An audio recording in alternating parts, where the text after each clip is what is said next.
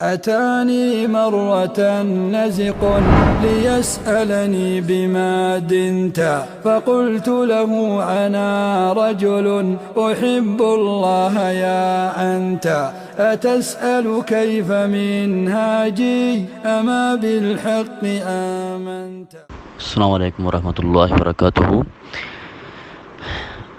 یہ ثمرات التوحید ٹیم کے حوالے سے کچھ اعتراضات سامنے آئے ہیں۔ ان پر بعض لوگوں نے بیجا الزامات بلکہ اتہامات عائد کیے ہیں۔ نمبر 1 کہ وہ طالب علم نہیں ہیں۔ ثمرات التوحید ٹیم طلاب علم نہیں۔ نمبر 2 یہ عوام کو گمراہ کرتے ہیں، اہل حدیث نہیں ہیں، سلفی منہج نہیں رکھتے۔ نمبر 3 کہ یہ لوگوں کی آڈیوز یا ویڈیوز چوری کر کے اپلوڈ کرتے ہیں، ان کو اجازت نہیں ہے یہ ادھر ادھر سے علماء کی یا مشائخ کی آڈیوز چوری کر کے اور پھر اس کو وہ ان ویڈیوز کو آڈیوز کو اپنے یوٹیوب چینل پر شیئر کرتے ہیں یا اپلوڈ کرتے ہیں۔ پہلی بات کہ یہ جو ٹیم ہے ثمرات التوحید، یہ اہل حدیث ہیں، سلفی مسلک سے ان کا تعلق ہے، اور ان کی دعوت صرف اور صرف قرآن اور حدیث کی طرف بلانا ہے۔ ان کا دعوتی کام جو ہے وہ قرآن اور حدیث کی طرف بلانے کا ہے۔ وہ لوگوں کو قرآن اور حدیث کی طرف بلاتے ہیں، قرآن اور حدیث پر عمل کرنے کی ترغیب دیتے ہیں۔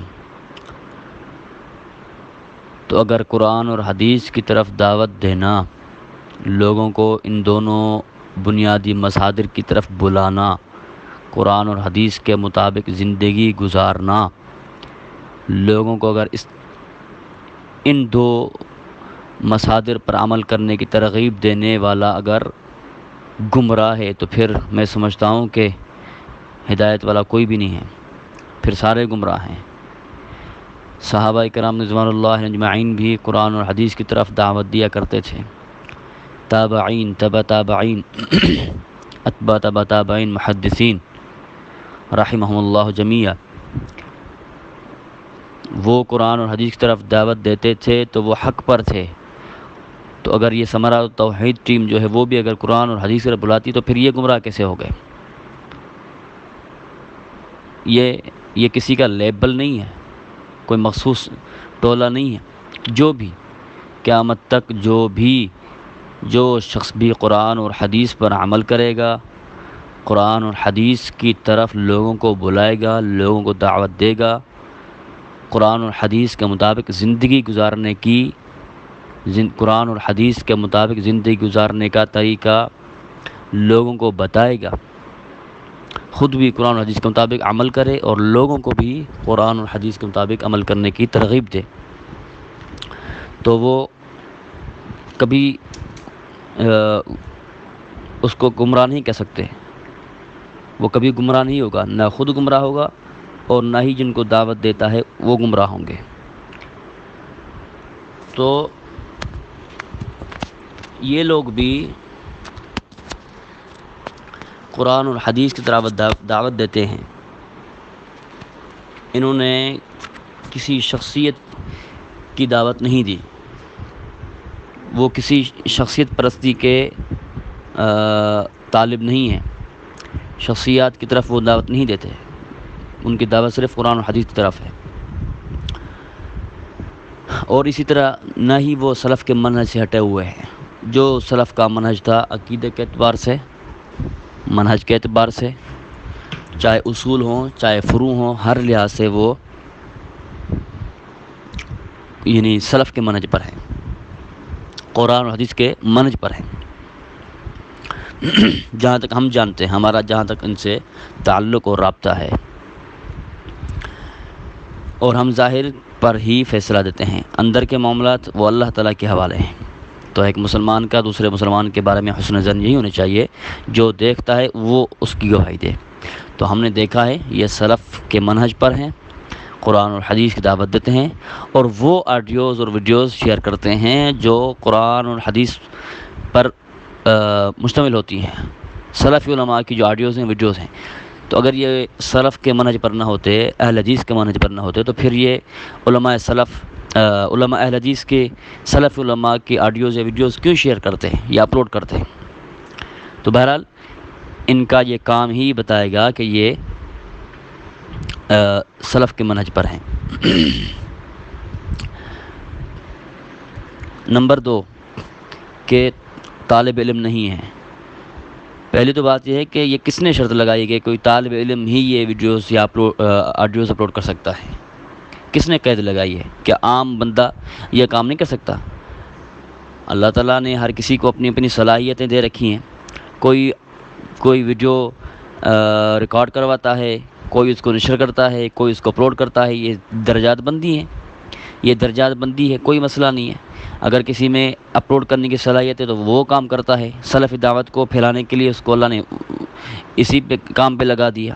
کسی کو آڈیوز ریکارڈ کرنا یا ویڈیو ریکارڈ کرنا، وہ اس میں اللہ تعالیٰ نے کو رکھی ہے، یعنی ہے کیا کہتے ہیں کہ خصوصیت رکھی ہے۔